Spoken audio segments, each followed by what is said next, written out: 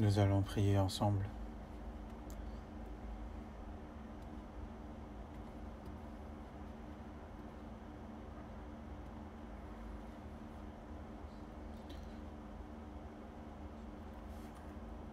Dieu notre Père, qui est plein de grâce et d'amour et qui nous aime, nous qui étions éloignés de toi et nous qui marchions dans les péchés et nous qui étions devenus tes ennemis et nous qui devions recevoir ton jugement de colère. Mais pour nous, Jésus-Christ est venu sur cette terre, il a été jugé sur la croix à notre place. Par son sang précieux, il nous a sauvés sans rien en retour de notre part, et tu nous as établis en tant que les enfants de Dieu. Et tu nous as accordé aussi cette espérance du paradis, et nous te remercions pour toutes ces choses. Et nous qui sommes sauvés par le sang du Christ, nous sommes réunis ensemble pour louer ensemble le Seigneur, pour apprendre ta parole et pour aussi participer à la communion. Et nous te remercions de nous avoir permis de se réunir.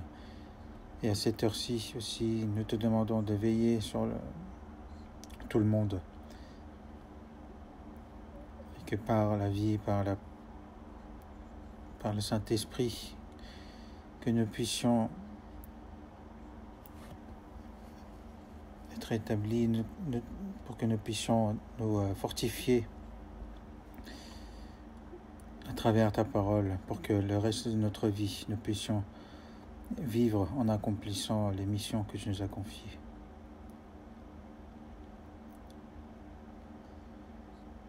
Et à cause du virus,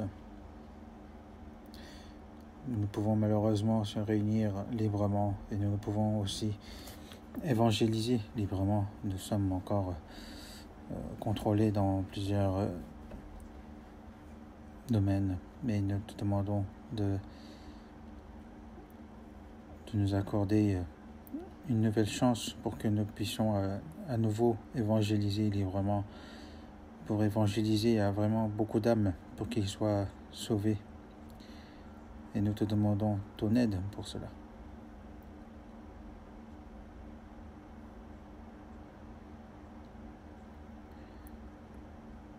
Il y a le séminaire biblique qui va commencer à partir de la semaine prochaine. Nous te demandons de veiller sur nous. Et nous savons que sans ton aide, nous ne pouvons absolument rien faire. Nous tenons uniquement qu'à toi, Seigneur, à tes forces, pour que seul toi, tu puisses manifester dans ces moments difficiles, pour que ta parole soit manifestée, que ton évangile soit manifesté, pour que beaucoup de personnes soient sauvées. Et nous te demandons de nous accorder par ta parole qu'il nous faut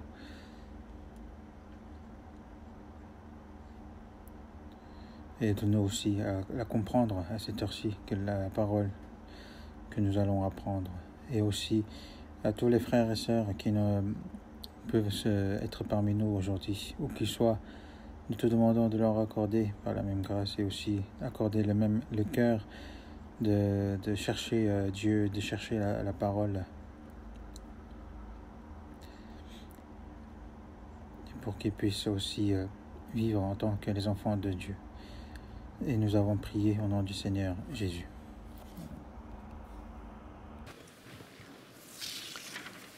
찬양대에서 준비하신 찬송해 주시겠습니다.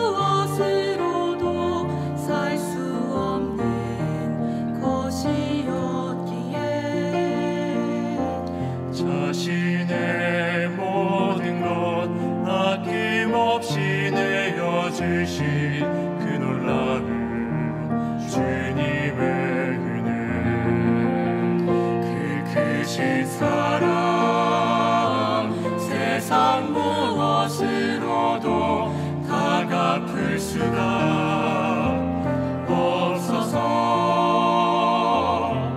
나는 언제나 주님의 은혜에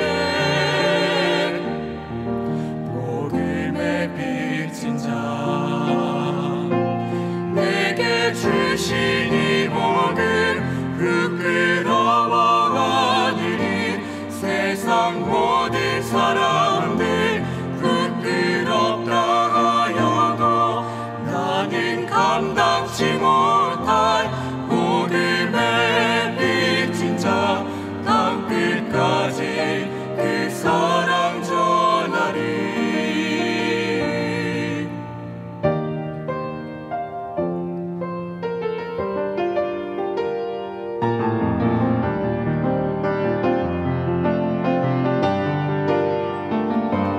내게 주신 이 복음 부끄러워하느니 세상 모든 사람들 부끄럽다 하여도 나는 감당치 못할 복음의 빚진 자 땅끝까지 그 사랑 전하리.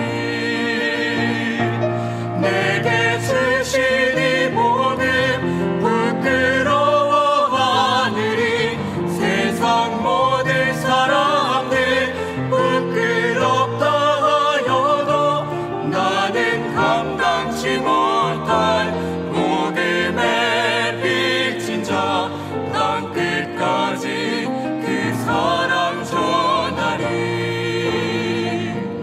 땅끝까지 그 사랑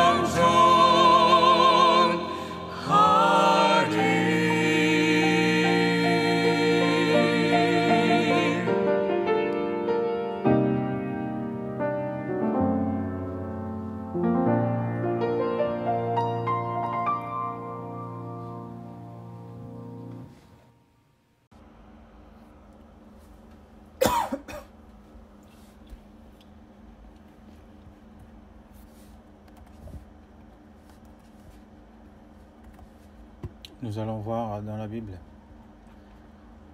Marc chapitre 10.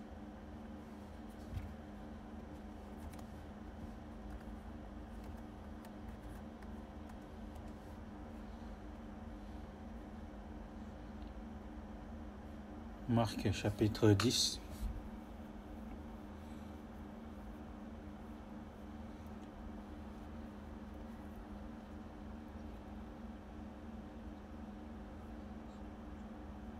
Marc chapitre 10, verset 46, à partir de verset 46.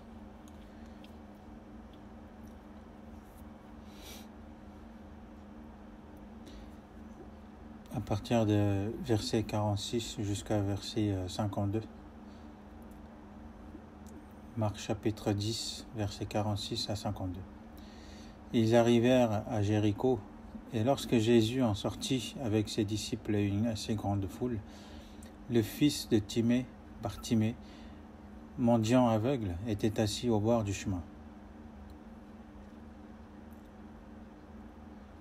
Il entendit que c'était Jésus de Nazareth et il se mit à crier « Fils de David, Jésus, aie pitié de moi !» Plusieurs le reprenaient pour le faire taire, mais il criait beaucoup plus fort. « Fils de David, aie pitié de moi !» Jésus s'arrêta et dit « Appelez-le !» Ils appelèrent l'aveugle en lui disant « Prends courage, lève-toi, il t'appelle. » L'aveugle jeta son manteau et se levant d'un bond, vint vers Jésus. Jésus, prenant la parole, lui dit « Que veux-tu que je te fasse ?» Rabouni, lui répondit l'aveugle, « Que je recouvre la vue. » Et Jésus lui dit « Va, ta foi t'a sauvé. »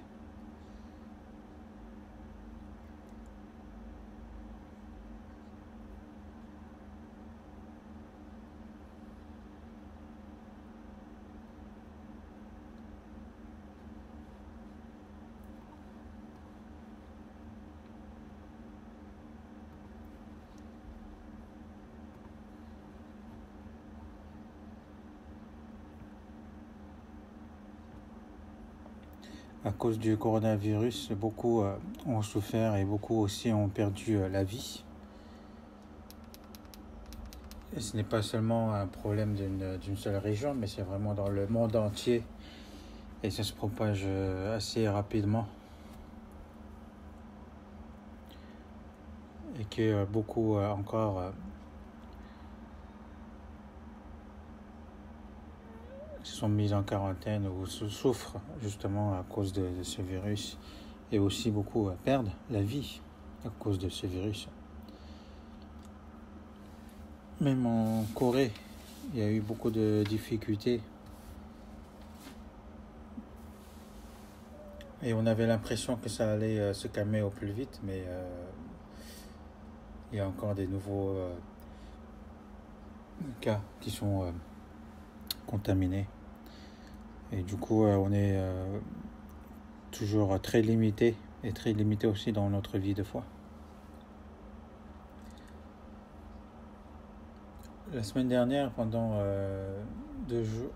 3 jours de nuit, on a fait la retraite des prédicateurs. Et ça faisait 6 mois qu'on l'avait pas fait. Normalement, on le fait tous les 2 mois.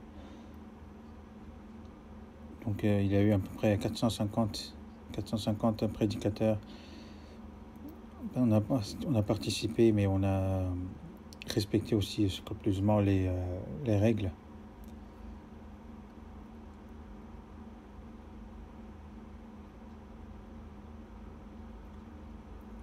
Et même la ville est passée 2 fois pour examiner si on respectait toutes les règles. Mais en tout cas, on a bien fait attention.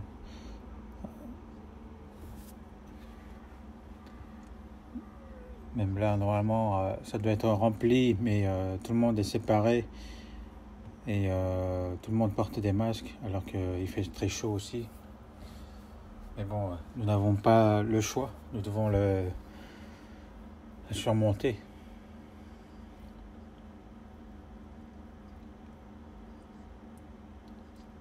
Et il est certain que porter des masques est un grand moyen d'éviter la propagation du virus.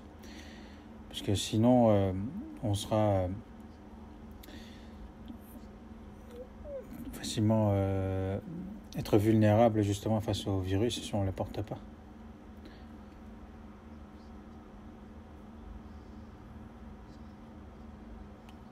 En plus, on a vu que si une personne est contaminée, presque toute sa famille est contaminée aussi parce qu'il n'a pas les symptômes au départ.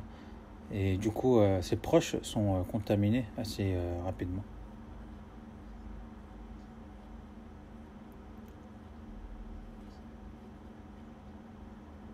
En fait, c'est pas qu'on n'a pas confiance aux hommes, mais c'est ce virus, on ne sait pas quand est-ce qu'il sera là, quand est-ce qu'il va nous contaminer.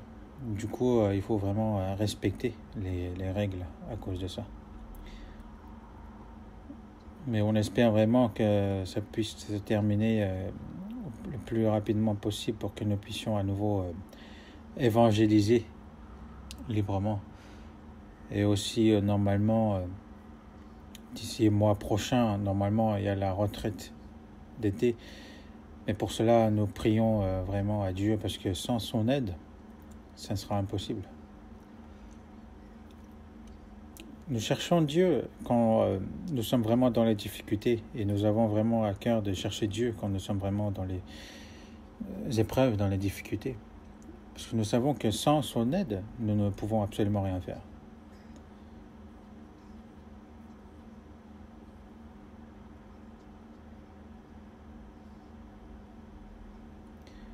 Et à partir de la semaine qui arrive, justement, nous avons prévu le séminaire biblique. Donc, nous serons quand même assez limités et du coup, nous aurons pas mal de difficultés.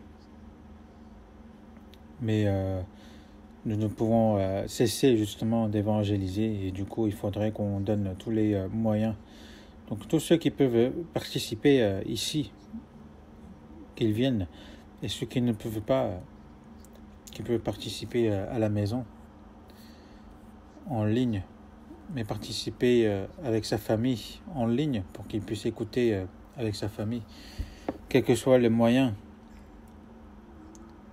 d'évangéliser à ses proches. Et pour cela, il faut vraiment prier et de planifier en avant pour voir quelle serait la méthode la plus efficace pour évangéliser. Et si nous donnons le maximum, nous savons aussi que Dieu va nous aider. Et comme nous espérons, nous aimerons bien qu'il y ait beaucoup de personnes qui soient sauvées à travers ce séminaire biblique.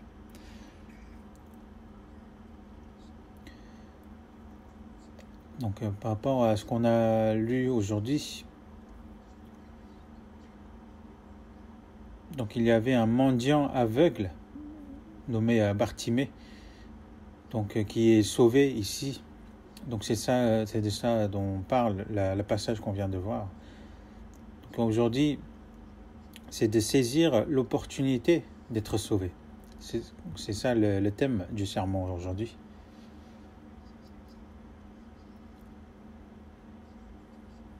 Quand nous vivons, nous rencontrons des chances à saisir, des occasions.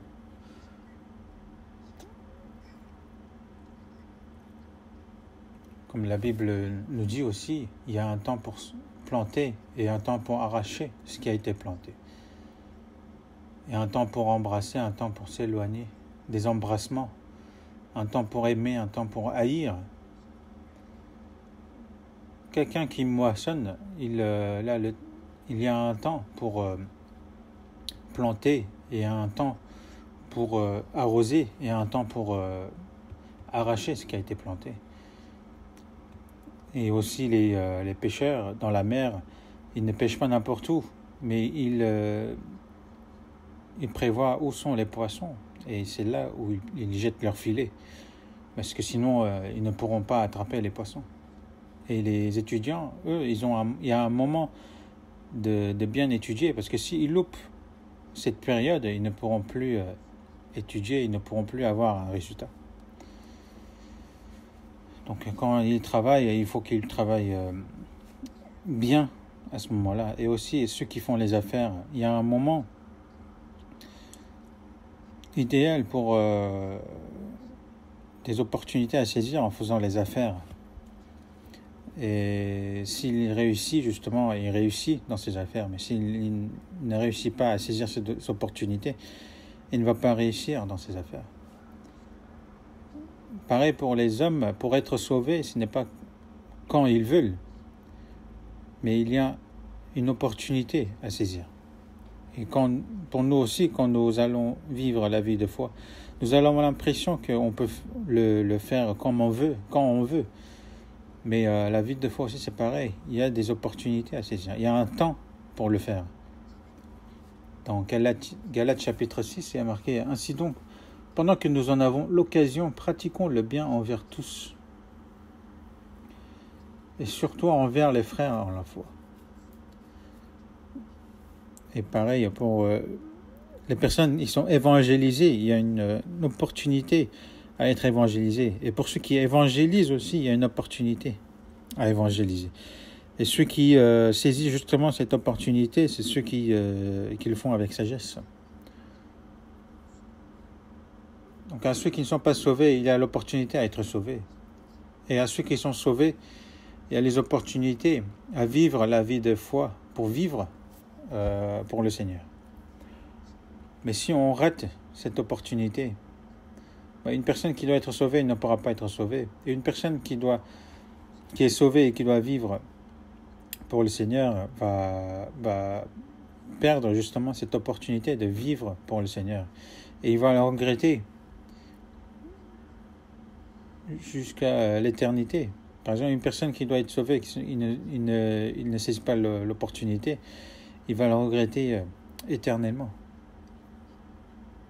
Et ceux aussi les chrétiens sauvés qui ne saisissent pas l'opportunité pour vivre pour le Seigneur regretteront éternellement quand nous serons devant le Seigneur. L'opportunité à évangéliser et l'opportunité à être sauvé, c'est ça qu'on va réfléchir aujourd'hui. Dans verset 46, ils arrivèrent à Jéricho, et lorsque Jésus en sortit avec ses disciples et une assez grande foule, le fils de Timée, Bartimée, mendiant aveugle, était assis au bord du chemin.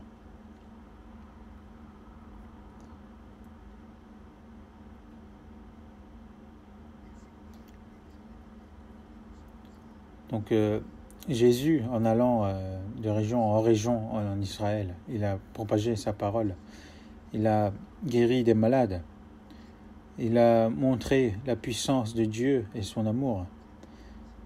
Il y avait ses 12 disciples qui le suivaient. Il y avait aussi des foules qui le suivaient aussi.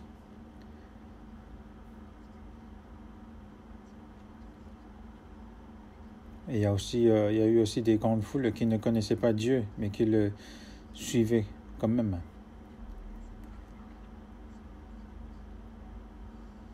Donc Jésus s'est dirigé vers Jéricho ici.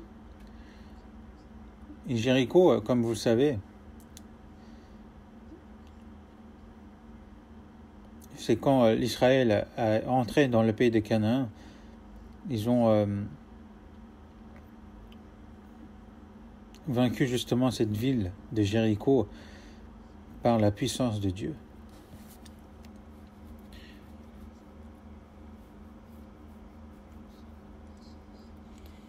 Et Josué avait dit que celui qui allait rebâtir Jéricho, il allait être maudit.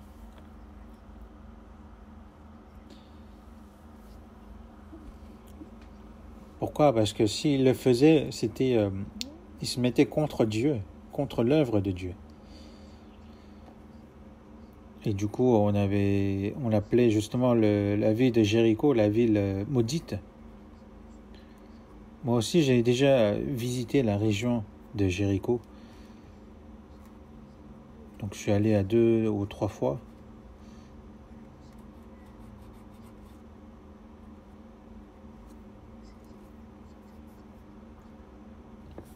Et ce qu'ils disent, ce que la ville de Jéricho, c'est comme le monde qui est maudit. En plus, ici, on parle d'un certain Bartimée, qui était mendiant aveugle, et son père s'appelait Timée.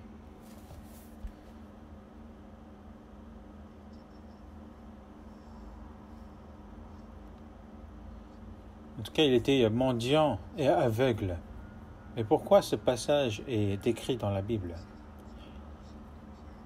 Ce monde est un monde rempli de péchés.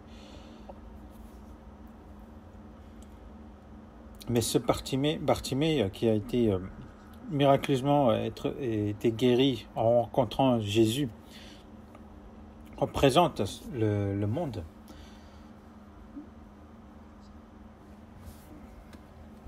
Comme dans Genèse chapitre 3,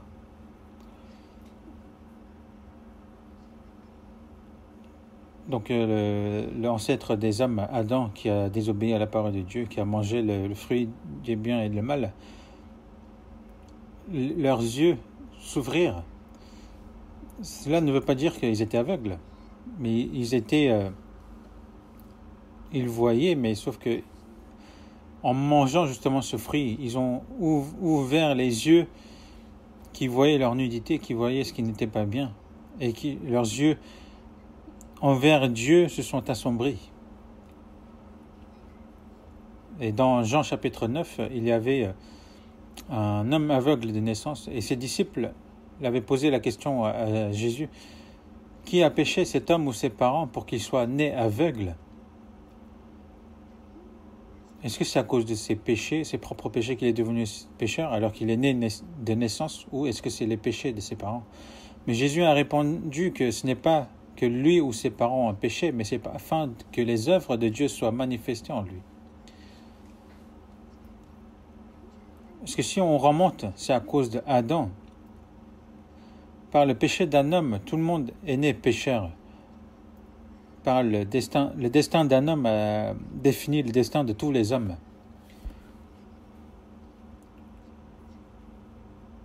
Et tous ceux qui sont issus d'Adam sont nés pécheurs. Et Jésus est venu pour sauver les pécheurs. Il est venu pour guérir les yeux de cet aveugle qui est né de l'essence.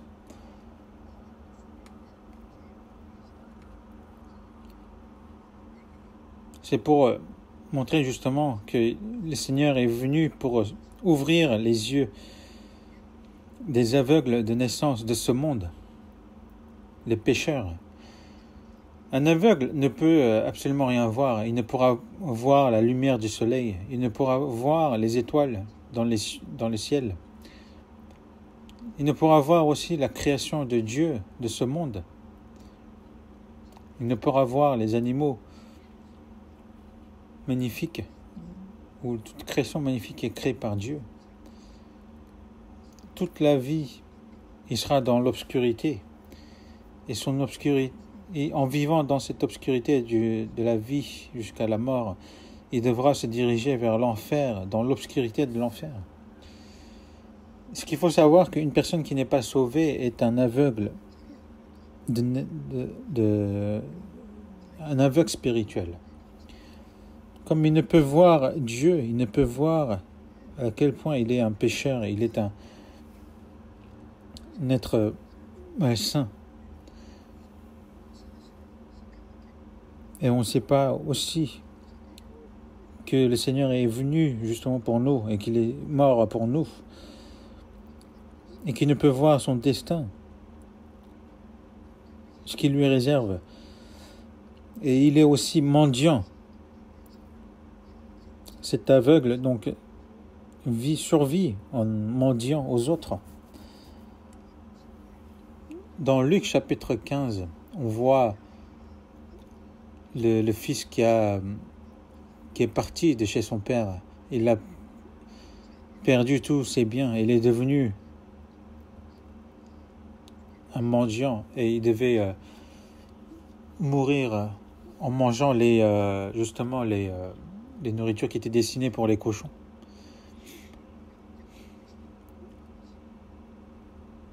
Donc cela signifie que les hommes du monde, ce sont des mendiant et aveugle spirituel. Il ne peut absolument rien faire pour son salut par lui-même. Donc ayez pitié de ce mendiant. Ce mendiant justement qui vit par la pitié des autres.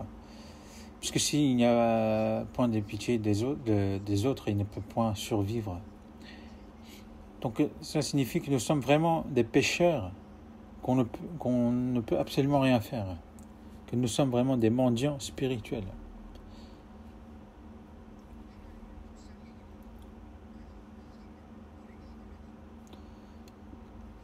S'il n'y a pas cet amour de Dieu, justement, on ne peut absolument rien faire. On est vraiment un être pitoyable et un mendiant.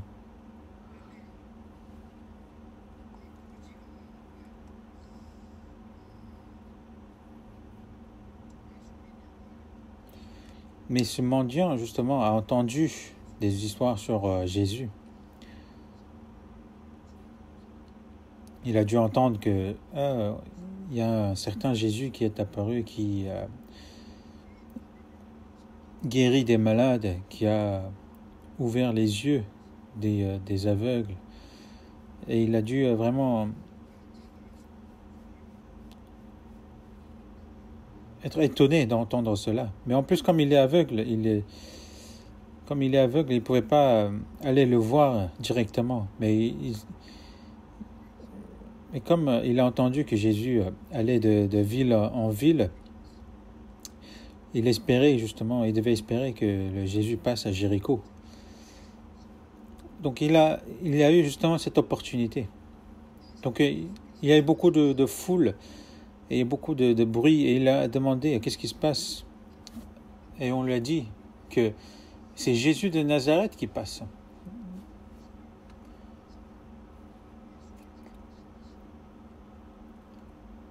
Dans Luc chapitre 18 aussi, c'est la même chose qui est écrit. On lui a dit que c'est Jésus de Nazareth qui passe. Et ce Bartimée a dit, le moment est venu.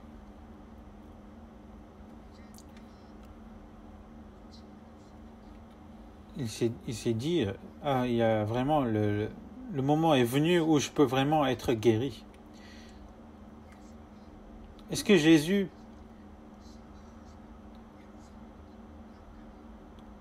est venu que sur la terre d'Israël? Mais depuis sa résurrection, depuis qu'il est monté dans le ciel, son esprit est venu sur cette terre et qu'il justement de l'Israël jusqu'aux extrémités de la terre, et il passe.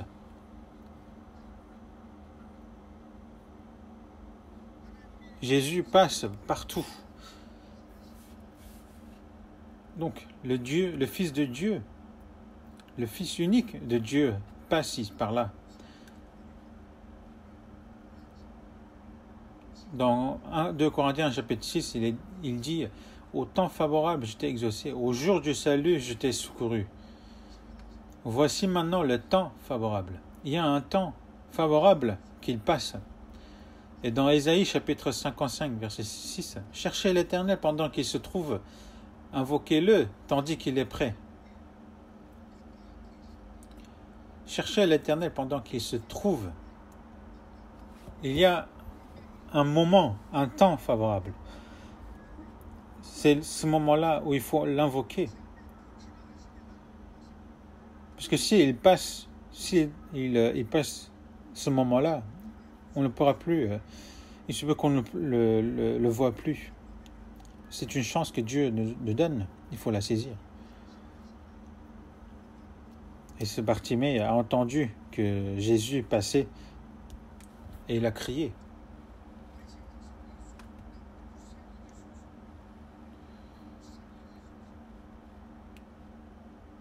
Il a crié, Fils de David, aie pitié de moi. Parce que lui-même, il ne pouvait absolument rien faire. Il était mendiant, donc il demandait de la pitié vers lui. Si Dieu n'a pas de pitié de nous, personne ne peut être sauvé. Personne, comme il nous a dit que personne n'est juste par lui-même.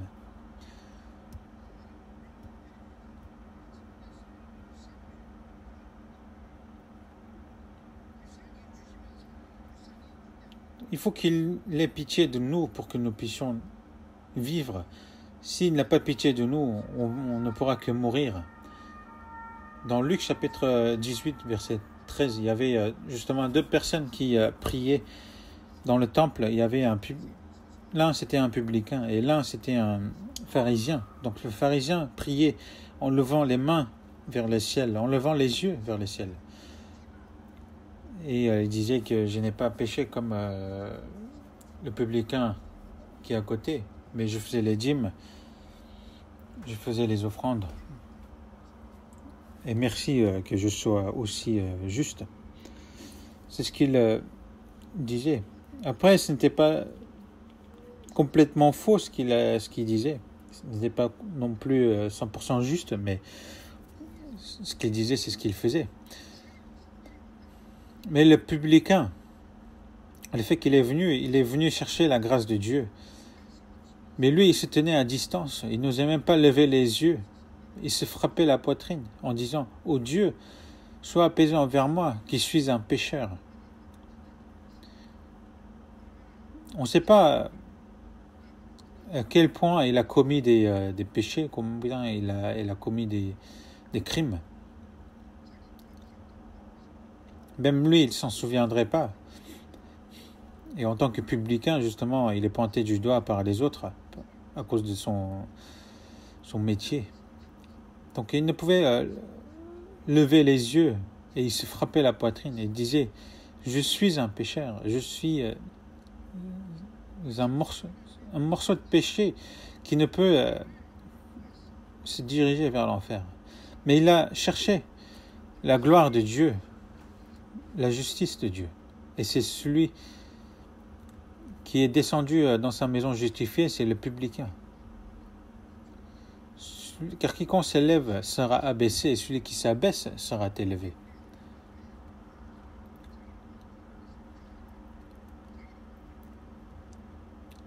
Celui qui s'élève lui-même, c'est celui qui se considère juste, et il ne connaîtra point justement quelle est la grâce de Dieu. Mais ce publicain, alors qu'il n'a rien fait de bien, mais il a compris qu'il était un pécheur, et il a cherché la grâce de Dieu, de demander pitié, qu'il ait pitié de lui. Donc il a su qu'il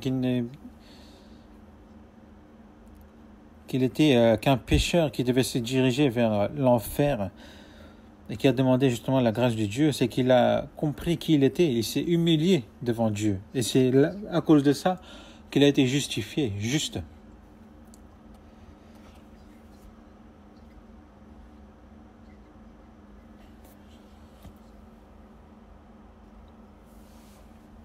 Jésus a dit que les pharisiens ou les prostituées entreront dans le royaume de Dieu avant vous, parce qu'ils sont des pécheurs, ils connaissent qu'ils ont péché.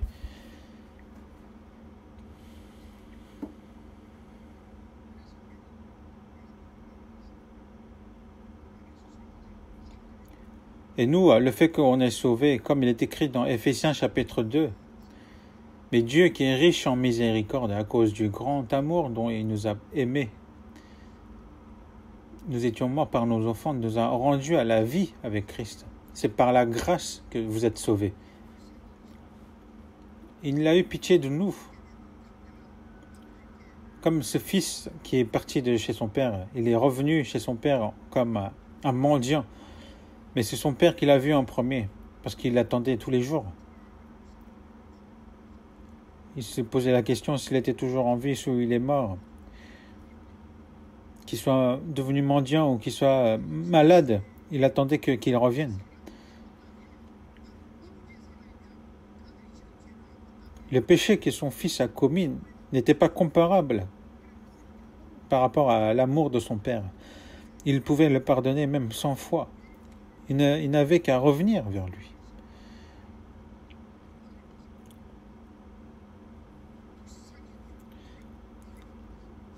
Donc son père a eu pitié de lui. Il est parti en courant le rejoindre. Et qu'il a dit, c'est mon fils. Et justement, ce fils qui revient à son père montre le pécheur qui revient vers le Seigneur. S'il n'y avait point eu pitié de son père, comment il pouvait revenir vers lui, alors qu'il avait perdu tous les biens de son père? Justement, cet amour du Seigneur qui a pitié de nous. Et ce Bartimée qui était mendiant, aveugle, il a dit, fils de David, aie pitié de moi. Et quand il dit fils de David, c'est que il signifie justement là le Christ qui a été prophétisé dans l'Ancien Testament. Il a crié. Il faut crier quand le Seigneur passe. Parfois, il peut passer très rapidement, ou parfois, il peut passer très lentement.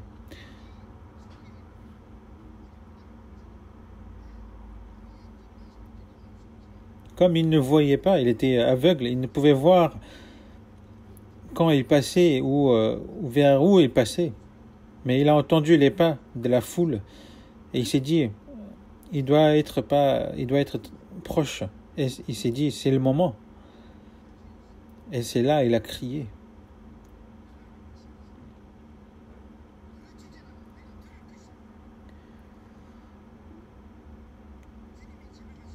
Dieu nous a dit, criez et je vous entendrai.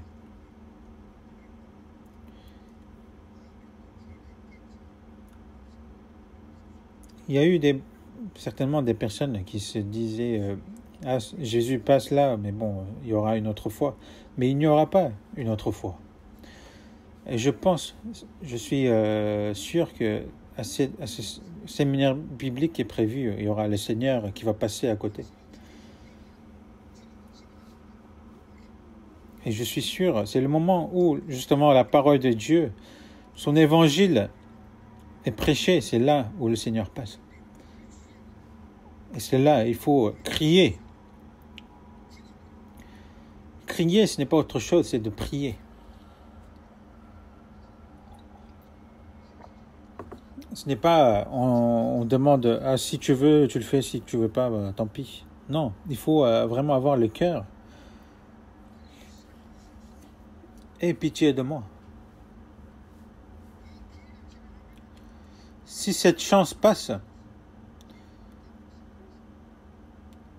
je pense que le mendiant, l'aveugle se disait, si cette opportunité passe, il ne pouvait plus y avoir d'autres opportunités. Et les gens qui essaient de le calmer, mais toi, mendiant aveugle, tais-toi. Peut-être on lui a frappé pour qu'il se tait. Ils vont essayer de le calmer.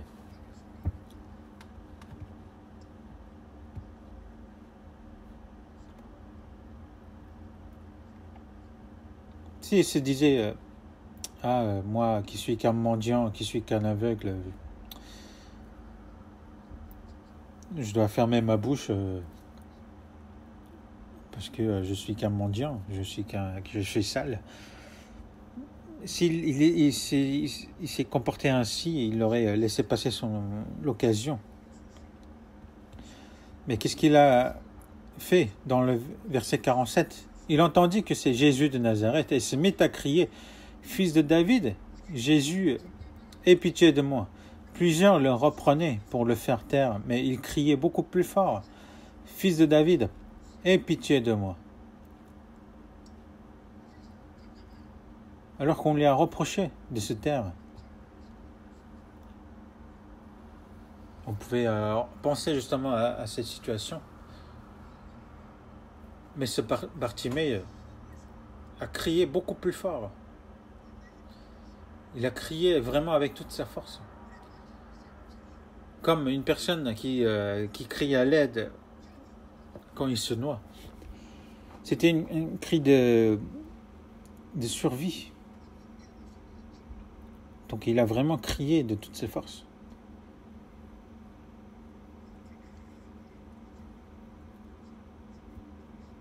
Et il faut savoir que le Seigneur écoute ce genre de cri. Ce genre de cri qui vient du cœur.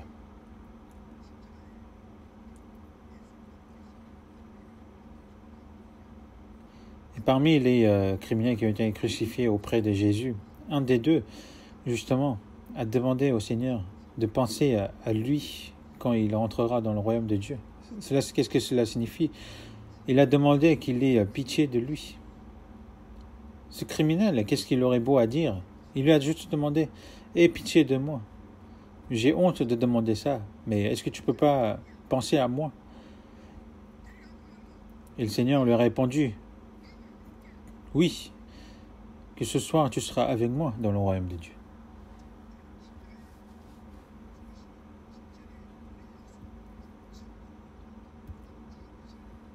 C'est le premier à être sauvé lors du sacrifice de Dieu. C'est celui qui s'est vraiment dirigé devant la porte de l'enfer, qui était vraiment devant la porte de l'enfer, qui s'est redirigé in extremis vers la porte du royaume de Dieu.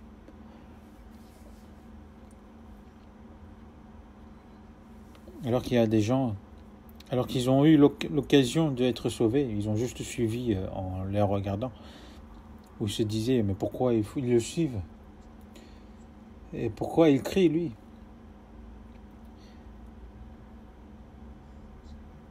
Des personnes qui ne pensent à rien. Alors que c'est une occasion que Dieu, qui leur a été accordée, mais il les laisse passer. Alors qu'il ne faut absolument pas laisser cette opportunité. Est-ce que Dieu est en vacances ici ? Est-ce qu'il traîne parce qu'il n'a rien à faire? Dans Luc chapitre 19, verset 10, il est écrit « Car le Fils de l'homme est venu chercher et sauver ce qui était perdu. »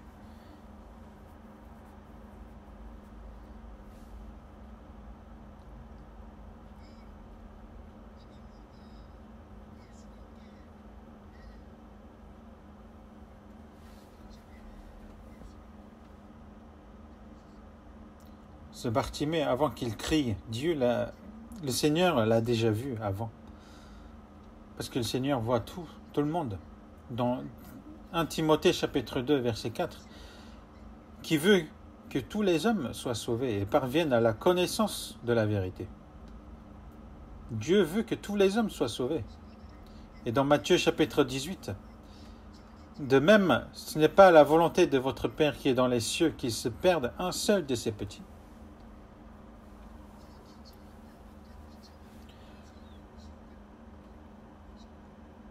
Dieu ne veut pas qu'un seul de ses petits se perde.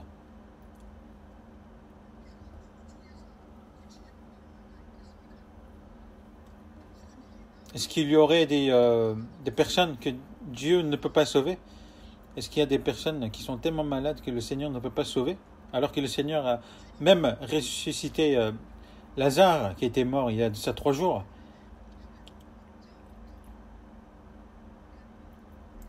Est-ce qu'il ne pourrait pas le faire? Non seulement il a voulu que tout le monde soit sauvé par la parole, mais il a envoyé son Fils unique. Il l'a donné en tant que sacrifice pour qu'il soit sauve, pour qu'il nous sauve. Ensuite, il nous a envoyé le Saint-Esprit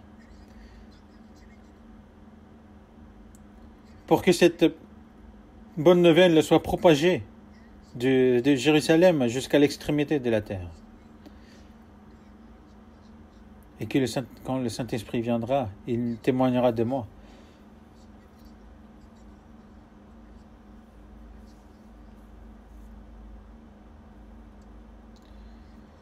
Et vous aussi, vous rendrez témoignage parce que vous êtes avec moi dès le commencement.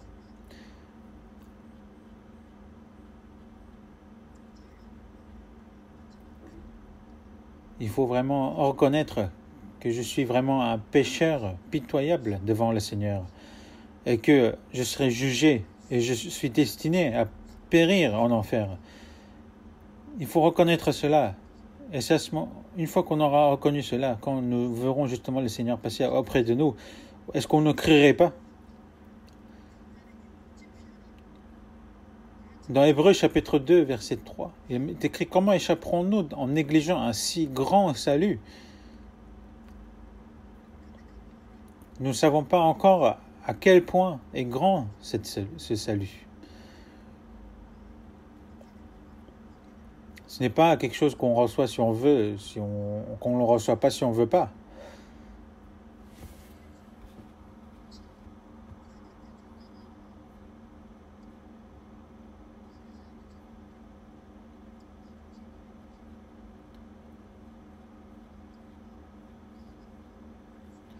Est-ce que Dieu sauverait une personne qui se dit « Ah bah je profiterai encore de ce monde et je vais être sauvé plus tard » ?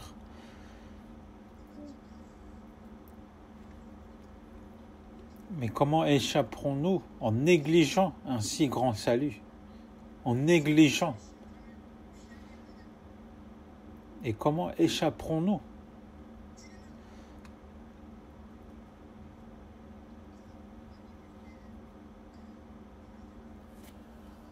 Le Seigneur a entendu le cri de ce Bartimée, alors qu'il y avait une grande foule auprès de lui.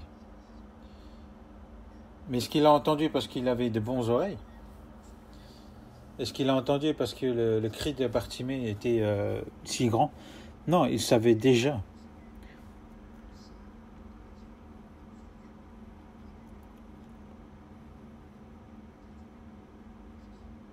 Et il a vu en premier ce Bartimée, cet aveugle mendiant qui était dans la ville de Jéricho. Alors qu'on lui reprochait de se taire, il criait encore plus fort. il a entendu ce cri vraiment de détresse. Et nous aussi, quand nous voulons être sauvés, beaucoup se mettent contre nous. Ils se disent, mais pourquoi tu dis salut, le salut, pourquoi le salut? Tu peux être sauvé plus tard. Ce serait bien que tu sois sauvé 2 ans avant ta mort. Là, tu es encore jeune, tu as beaucoup de choses à faire.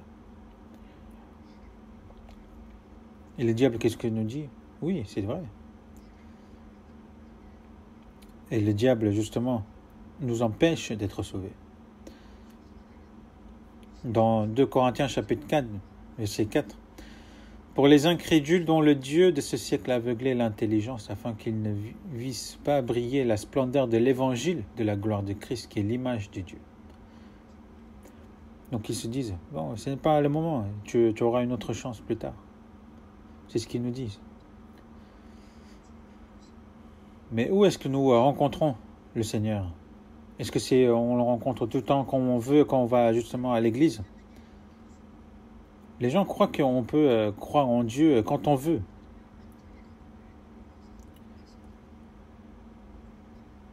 Il y a des personnes qui viennent tout le temps à l'église pendant des années avec sa famille, mais alors qu'il vient pendant plusieurs années, il n'est pas sauvé.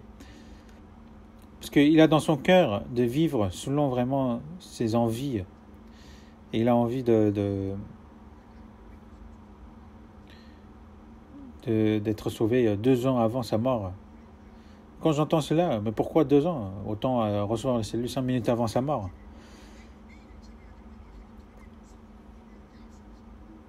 Et il est écrit dans Proverbes chapitre 27, « Ne te vante pas du lendemain, car tu ne sais pas ce qu'un jour peut t'en vanter. » Il peut mourir de maladie, il peut mourir d'accident. Il peut mourir, par exemple, du coronavirus. Parce on le voit là. Il y a des personnes qui meurent du coronavirus. Et ces personnes ne se sont jamais imaginées de mourir à cause du coronavirus.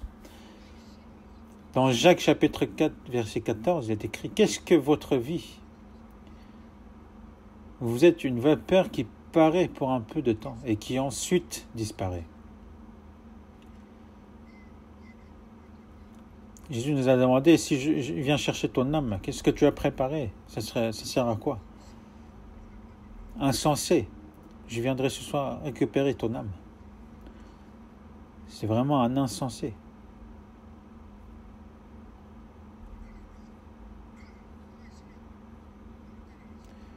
Un bien peut être acheté n'importe quand si on a de l'argent.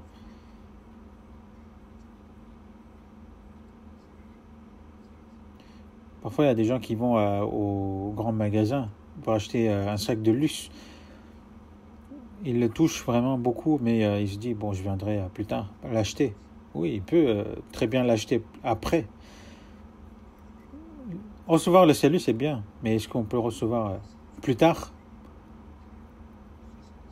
Est-ce que vous croyez vous rencontrerez Dieu si vous allez dans un lieu calme et vous priez?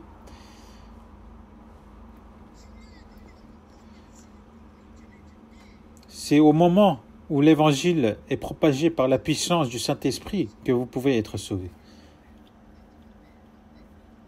C'est au moment où la grâce du Saint-Esprit se manifeste qu'il peut être sauvé.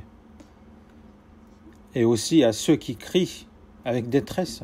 C'est à ces personnes-là que le Seigneur viendra à leur rencontre. Donc Jésus s'est arrêté.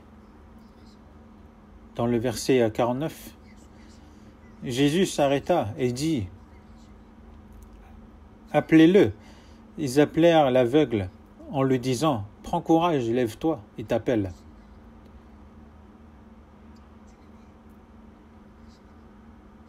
Donc Jésus s'est arrêté. Et il lui a dit, « Appelez-le. »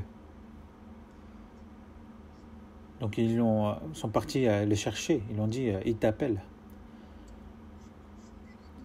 Dans le verset 50, l'aveugle jeta son manteau et se levant d'un bond vint vers Jésus. Et ce Bartimée, il a dû vraiment être étonné que le Seigneur l'appelle.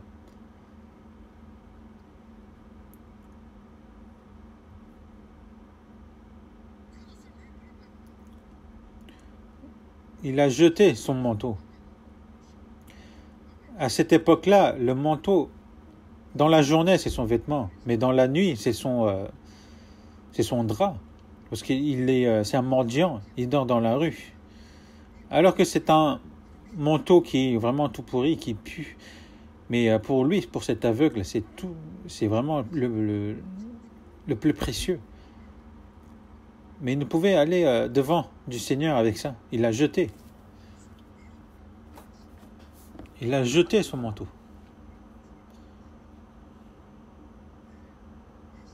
Pour aller vers Jésus, il faut jeter ses péchés. Il faut jeter ce qui n'est pas bon devant le Seigneur.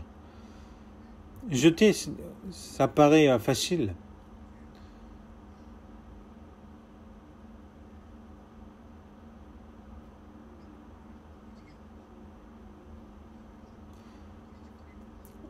Mais les péchés qui sont lourds, des péchés qui nous empêchent,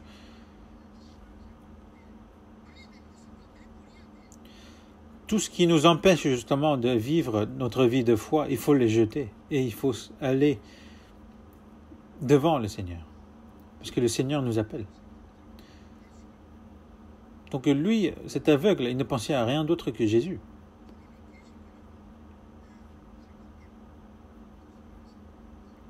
Donc il a dû avancer là où il supposait que Jésus soit là. Mais je pense qu'une des personnes l'a dû diriger parce qu'il est parti les chercher.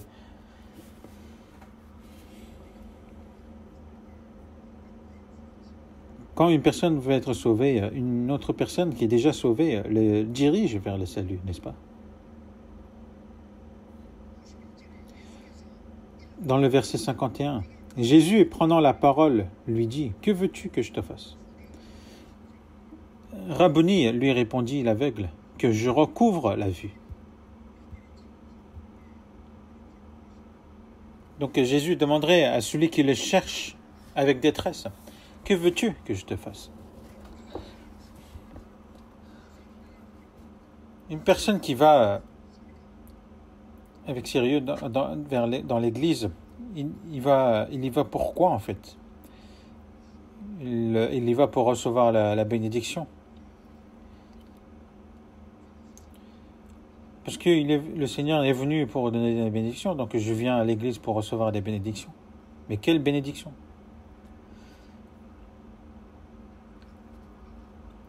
Que je vis bien en bonne santé, que mes enfants soient en bonne santé, que les affaires de mon mari marchent bien, que mes enfants aillent dans les bonnes universités, qu'ils aillent dans le bon travail, qu'ils vivent bien aussi.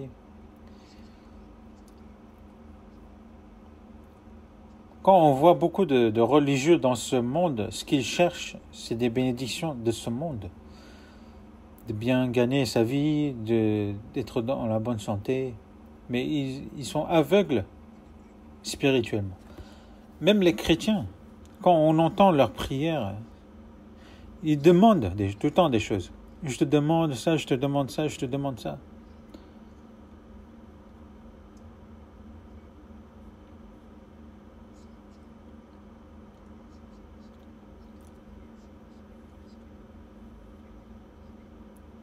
Est-ce qu'ils prient pour qu'ils soient sauvés? Non, ils s'en fichent. Parce qu'ils pensent que c'est déjà fait quand ils viennent à l'église. En plus, beaucoup de pasteurs l'enseignent ainsi.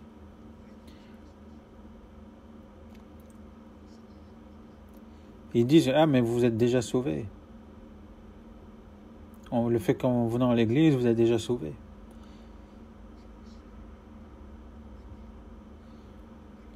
Donc on appelle ce genre de foi une foi de recherche de bénédiction. Mais est-ce que le Seigneur est venu sur cette terre pour nous donner ce genre de bénédiction? Ce genre de choses, c'est le diable qui nous donne.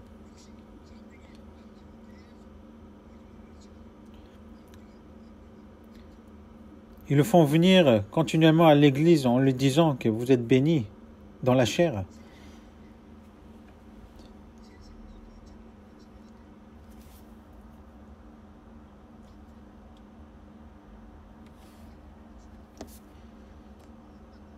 Alors que la volonté de Dieu, c'est quoi? C'est la volonté de Dieu, c'est que c'est le bien de l'âme. Sa volonté, c'est de connaître sa vraie volonté et de profiter de la paix de l'âme. Donc Jésus ici demande, que veux-tu que je te fasse? Et ceux qui crient avec détresse en Seigneur, qu'est-ce qu'ils recherchent?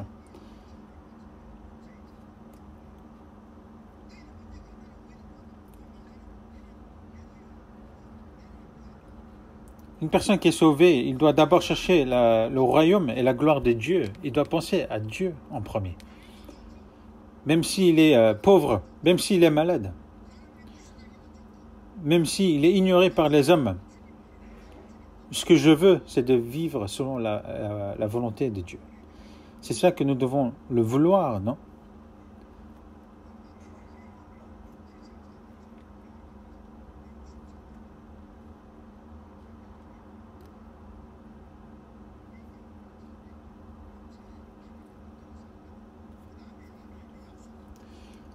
Dieu nous a promis que si nous sommes bien dans l'âme, dans l'esprit, après, les choses viendront pour notre chair. Même si nous n'avons pas beaucoup de biens.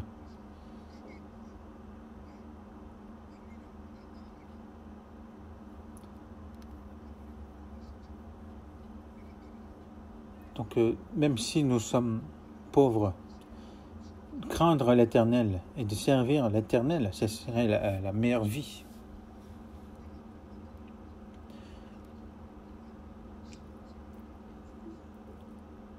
Il est vrai qu'une personne riche, c'est difficile qu'il soit sauvé, mais une personne sauvée mais qui est riche aussi, c'est difficile à bien vivre pour le Seigneur.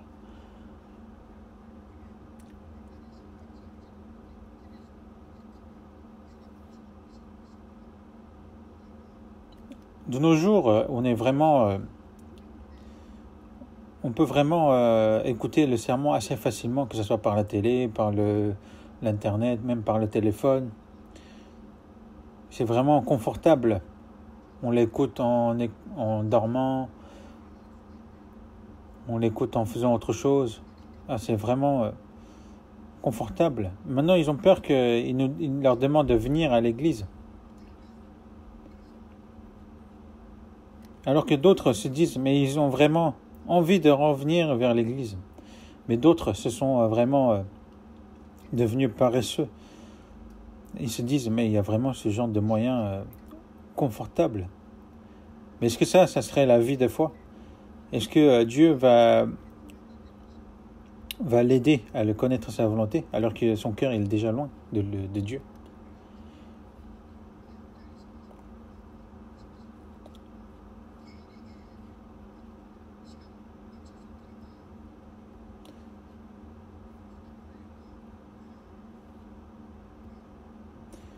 Vous savez, même pour le séminaire biblique, d'écouter sur place, ensemble, et d'écouter, justement, juste leur proposer aux personnes d'écouter en disant que tu peux écouter en ligne, tu peux écouter sur ton téléphone.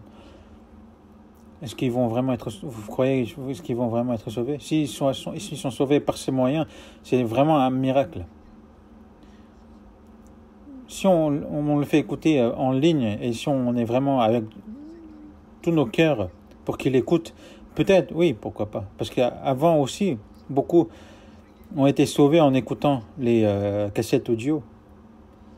Parce que ceux qui étaient autour de cette personne priaient ardemment. Et ça a bougé le cœur.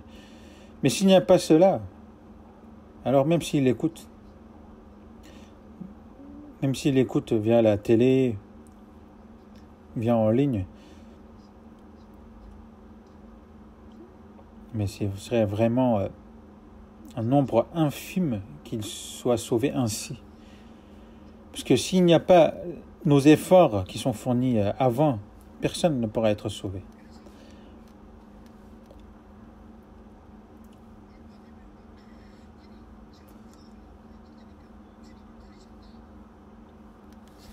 Donc Bartimée, il a crié. Et Jésus l'a entendu. De nos jours, c'est pareil. Dans Jérémie chapitre 29, 13, « Vous me chercherez et vous me trouverez si vous me cherchez de tout votre cœur. » Il faut continuer à chercher jusqu'à ce qu'on le trouve. Et c'est ainsi qu'il viendra à notre rencontre. Il veut venir à notre rencontre, le Seigneur, mais sauf qu'il attend qu'on le cherche de tout notre cœur. Dans Matthieu chapitre 7, verset 7, « Demandez et l'on vous donnera. Cherchez et vous trouverez. Frappez et l'on vous ouvrira. » Demandez, on vous le donnera. Mais comment? Avec tout votre cœur. Cherchez et vous trouverez. Jésus est là déjà et il nous attend à notre rencontre. Mais c'est parce qu'on ne cherche pas de tout notre cœur qu'il passe à côté.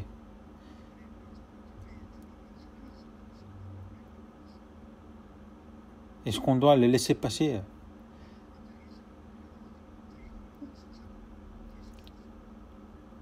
Quand on pense justement au séminaire biblique qui est prévu, il est certain que le Seigneur passera à côté. Et même ici, il y a des personnes qui ne sont pas sûres de leur salut. Et je sais que dans notre Église, le taux de personnes qui se sont sauvées est vraiment élevé par rapport aux autres églises. Mais il est vrai que c'est difficile que ce soit le cas à 100%.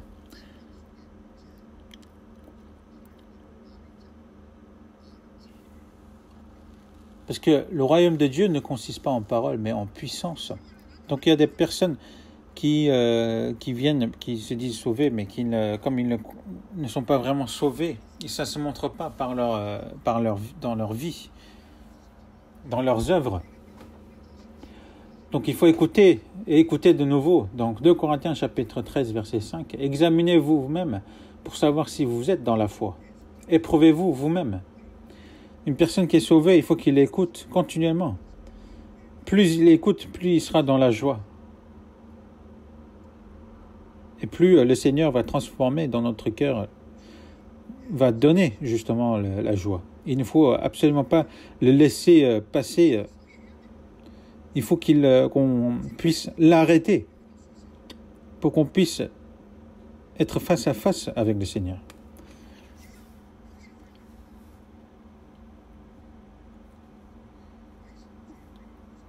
L'aveugle a répondu que je recouvre la vue. David a dit, maintenant Seigneur, que puis-je espérer? En toi est mon espérance. Un chrétien sauvé ne doit pas avoir d'autre espérance que ça. L'espérance du Dieu, c'est que nous soyons sauvés. Et notre espérance doit être aussi qu'on soit sauvés.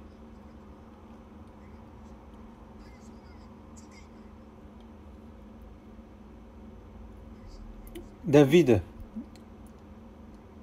a répondu que en toi est mon espérance. Il était le roi d'Israël, mais il a dit, maintenant Seigneur, que puis-je espérer? En toi est mon espérance.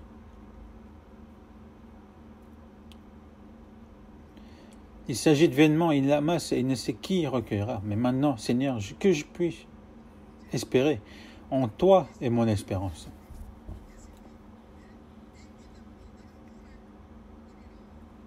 Et Jésus lui a dit, va, ta foi t'a sauvé. Aussitôt, il recouvra la vue. C'était tout de suite, c'est immédiat. Si on rencontre le Seigneur, on change tout de suite après. Une personne qui est aveugle, qui a ouvert les yeux aussitôt, nous pourrons justement ouvrir les yeux pour voir Dieu. Nous aurons justement nos yeux spirituels qui vont s'ouvrir pour voir Dieu.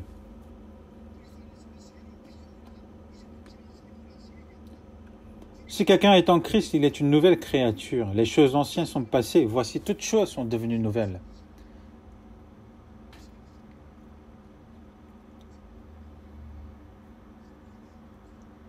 si on rencontre le Seigneur, on va changer complètement. Et il faut qu'on change aussi. Parce qu'on ne peut pas être toujours comme avant sa rencontre.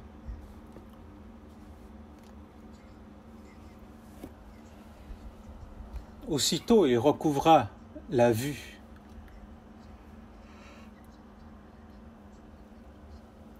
Et la vie qui nous reste, ce n'est pas une vie qu'on mène comme on veut, mais on mène selon la volonté de Dieu. Qu'on sera dans la joie avec le Seigneur, qu'on sera dans l'épreuve avec le Seigneur.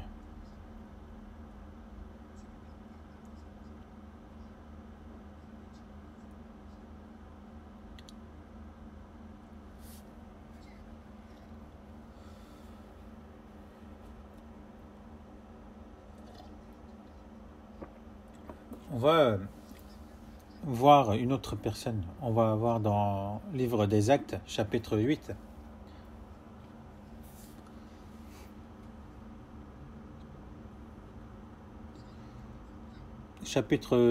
Actes, chapitre 8.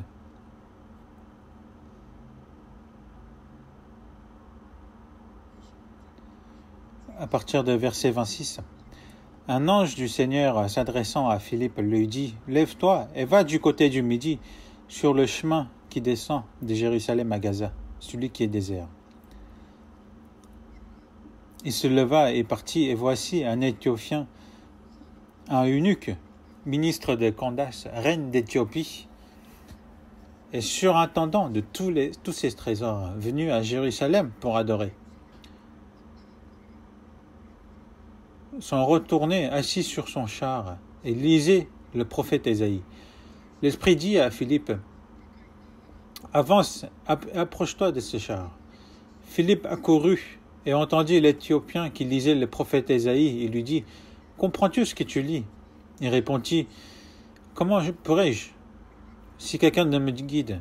Et il invita Philippe à monter et à s'asseoir avec lui.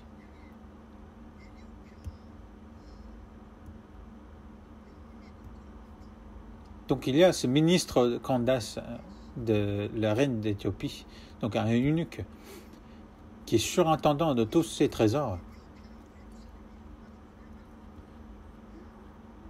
Vous savez que l'Éthiopie et l'Israël, ils sont vraiment très éloignés.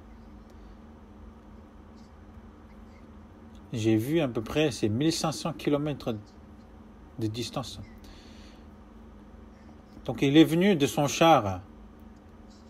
Je pense qu'il n'était pas tout seul, il était accompagné par plusieurs serviteurs parce qu'il était dans une position très élevée, parce qu'il était surintendant de tous ses biens. C'est comme un ministre de trésor. Ce n'est pas comparable de nos jours, mais c'est parce que à cette époque-là, une personne qui est surintendant de tous ses trésors, mais en plus de la reine, c'est vraiment une personne très importante. Mais comme c'était un eunuque, donc il n'avait point de désir dans ce monde.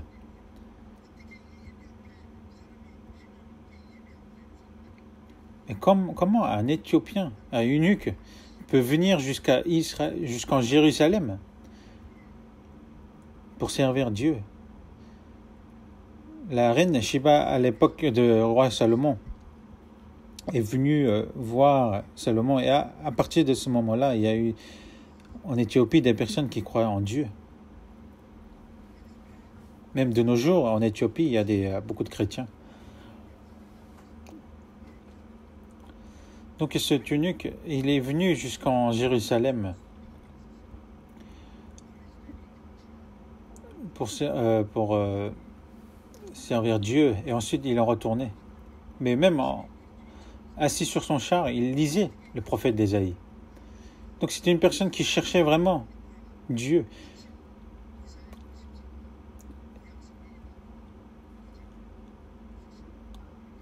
Et il a eu justement cette écriture, et il s'est procuré, il a dû lire justement le passage du chapitre 53, la prophétie sur Jésus-Christ.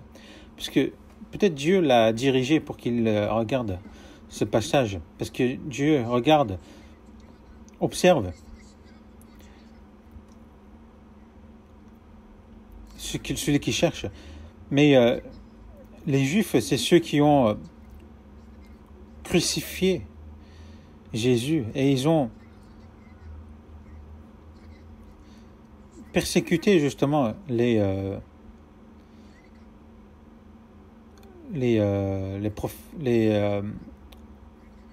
apôtres et les chrétiens. Mais alors que c'est les Juifs qui ont fait tout cela, il est venu dans le pays des Juifs à Jérusalem pour servir Dieu, parce qu'ils ne le connaissaient pas. Mais Dieu regarde celui qui cherche. Donc il a envoyé Philippe. Philippe, il n'était pas un apôtre, il était un diacre.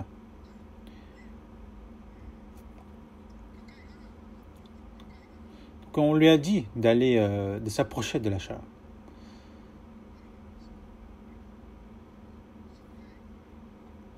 Et il a suivi, donc il a vu qu'il lisait le livre de le prophète Ésaïe. Il lui dit, « Et toi, comprends-tu ce que tu lis ?» Alors qu'il était dans le désert, un jeune homme le suivait. Et en plus, il lui disait, « Comprends-tu ce que tu lis ?» Imaginez par exemple, on est en train de lire un livre très connu, et si un professeur d'université vient nous voir et dit, est-ce que on comprend ce qu'on lit, on va lui répondre, pas trop, est-ce que tu peux m'aider à comprendre? Alors que cet eunuque qui était parti voir à Jérusalem les sacrificateurs, les pharisiens, qui a rencontré toutes ces personnes-là, mais là, un jeune homme, le poursuivant, il lui dit, est-ce que tu comprends ce que tu lis? Il pourrait très bien se comporter en disant, mais c'est qui lui? Mais va-t'en. Dans ce cas, ce serait fini. Mais c'est Dieu qui a envoyé Philippe.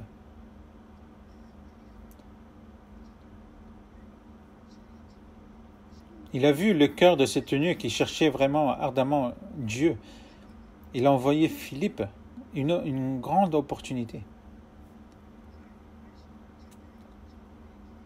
Donc c'était vraiment la seule opportunité que Dieu allait lui donner. Parce qu'il avait vraiment ce cœur, il cherchait vraiment de tout cœur Dieu à ce moment-là. Et il a répondu, comment le pourrais-je comprendre si quelqu'un ne me guide? Le fait qu'il a répondu ainsi, c'est qu'il a supposé que Philippe pouvait l'aider à le comprendre.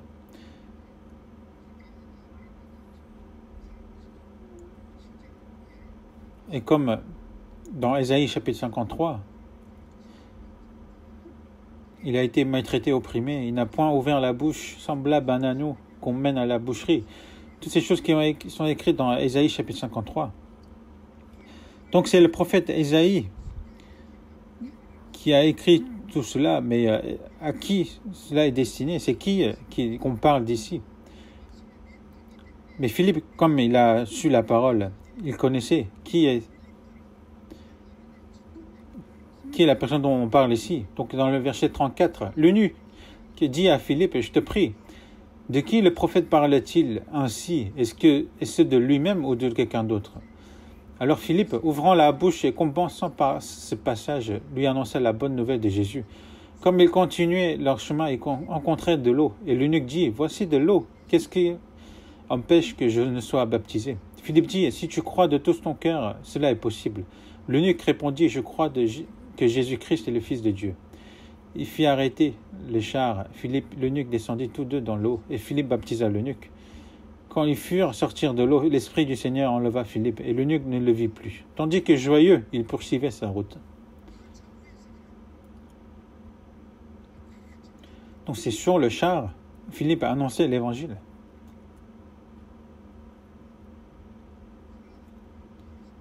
Et en continuant, ils ont vu qu'il y avait de l'eau. Pour être baptisé, il faut de l'eau. Ce n'est pas on verse de l'eau dans un verre sur la tête. Et il disait, voici de l'eau. qu'est-ce qui empêche que je ne sois baptisé? Philippe lui a dit, si tu crois de tout ton cœur, cela est possible.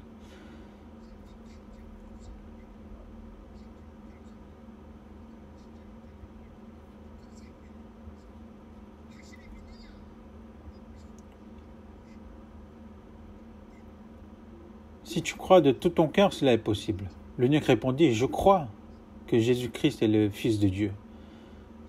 Donc il fit arrêter le char. Philippe était un diacre, il n'était pas l'apôtre.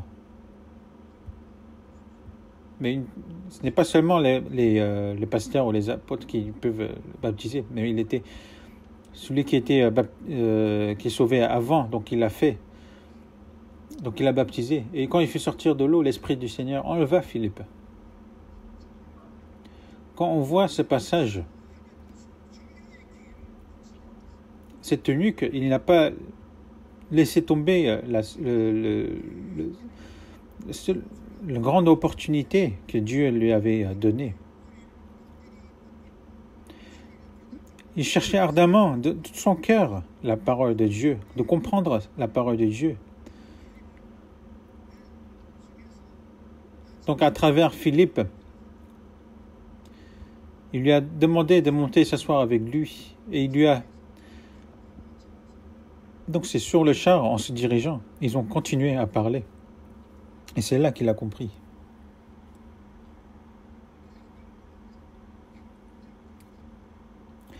Une personne qui cherche comme ça, avec tout son cœur, il comprendra tout de suite.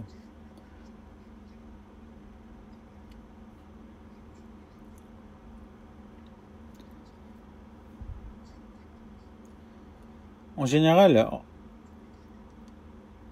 être sauvé du premier coup, c'est vraiment difficile. Mais une fois, j'ai rencontré une sœur, donc avant qu'elle reçoive le salut, mais elle était déjà prête. Et qu'on a parlé la première fois, elle a reçu le salut tout de suite.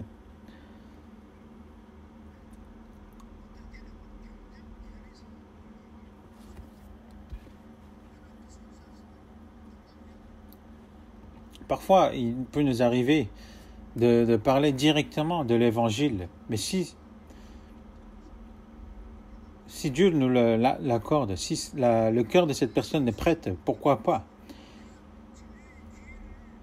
Et cet eunuque aussi, il n'a pas laissé tomber l'opportunité que Dieu lui avait donnée. Dans Luc chapitre 19, on voit Zachée, qu'il était un publicain et qui était riche. C'est celui qui publiait les impôts, il ramassait de l'impôt. Mais comme c'est celui qui a ramassé des impôts, il a commis des crimes et il est devenu très riche. Mais comme il a ramassé l'impôt pour l'Empire romain, du coup, personne ne pouvait le toucher.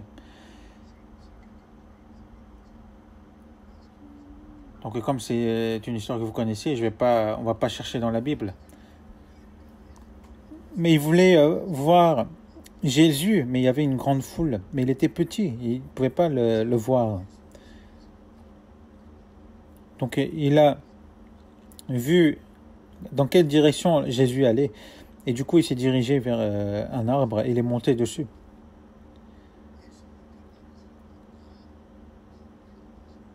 Mais Jésus connaissait le cœur de tous ceux qui étaient auprès de lui. Des personnes qui le suivaient parce que l'autre le suivait, ou l'autre qui suivait pour voir des miracles, ou des personnes qui venaient qui le suivaient pour être guéris. Mais il a regardé, le Seigneur a regardé une personne qui cherchait vraiment de son cœur le Seigneur. Il a vu Zachée, qui était le plus grand publicain de la région, mais qui était monté dans l'arbre. En plus, ça devait être une personne qui était assez âgée, mais qui essayait de monter dans l'arbre. C'était peut-être une moquerie. C'était un sujet de moquerie des autres qui le voyaient monter dans les arbres, alors qu'il était un ancien. Mais lui, il s'en fichait. Il voulait voir Jésus. Et Jésus a vu avant le cœur de Zachée. Avant que Zachée voit Jésus, Jésus l'a vu en avance. Personne ne lui a dit à Jésus qui était cet homme, mais il l'a appelé par son prénom. Il le connaissait déjà. Et quand Philippe a dirigé Nathanaël vers Jésus, Jésus, en le voyant, a dit « C'est un vrai juif ».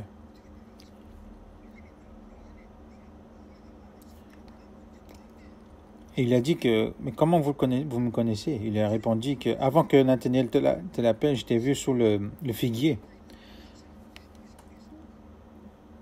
Le Seigneur nous a déjà vus, nous regarde, nous a déjà vus, nous tous qui sommes assis ici.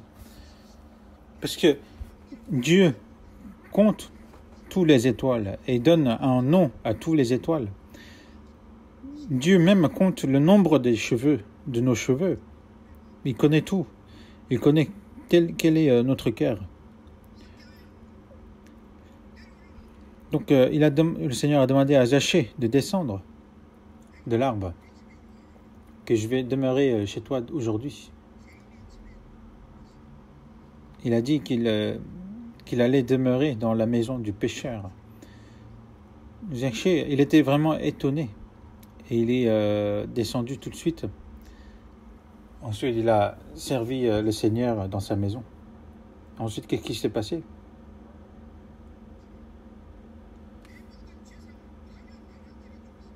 Et que je donnerai la moitié de mes biens aux pauvres.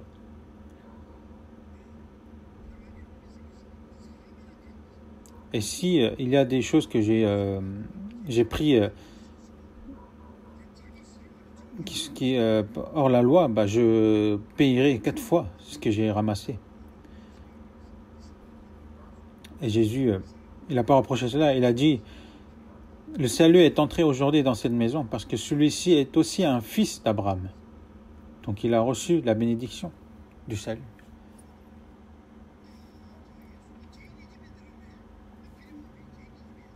Les gens autour disaient, mais pourquoi c'est Jésus, il est allé chez les pécheurs? Mais Jésus a dit, il est venu sur cette terre pour rencontrer les pécheurs. Même un pécheur pitoyable, s'il cherche Dieu, Dieu ne l'abandonnera jamais. Zachée aussi, il avait vraiment envie de voir le Seigneur. Il n'a pas raté cette opportunité.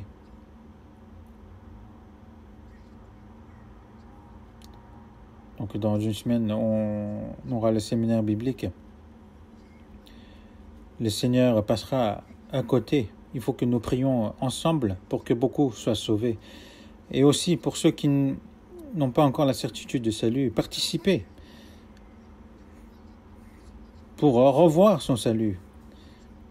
Et aussi même ceux qui sont déjà sauvés, d'écouter à nouveau pour qu'ils renouvellent leur cœur. Et aussi, si on prêche l'évangile avec tout notre cœur, on peut vraiment rencontrer des personnes qui cherchent ardemment avec son cœur.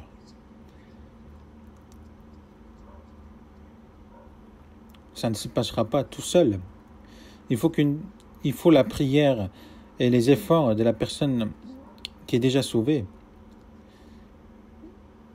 Sans ça, on ne peut malheureusement faire bouger le cœur de la personne qui vont être dirigées vers la parole. Il faut vraiment qu'on prie ardemment pour que de nouveaux âmes soient sauvées. Même si on traverse une période difficile, qu'on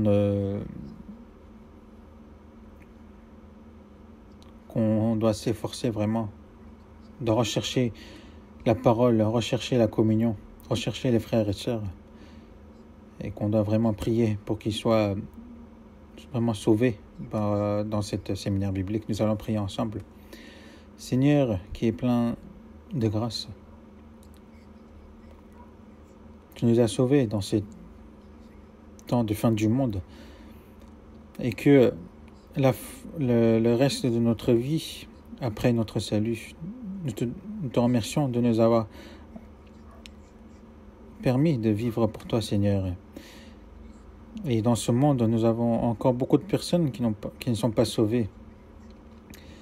Dans une semaine, il y aura le séminaire biblique. Nous te demandons d'être avec nous et par la puissance du Saint-Esprit, qu'il y ait beaucoup de personnes qui soient sauvées et que tout le monde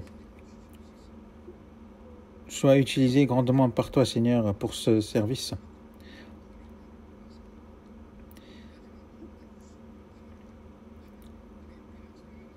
Avant que ta période de grâce passe, avant qu'on peut être sauvé, tu nous as accordé le temps de travailler pour toi, Seigneur, et le bien que tu nous as accordé aussi. Et tout ce que tu nous as accordé, nous te demandons de nous aider pour qu'on puisse l'utiliser pour la mission que tu nous as accordée. Et qu'on puisse tous les utiliser pour ton évangile, pour tes œuvres, avant que cette opportunité disparaisse.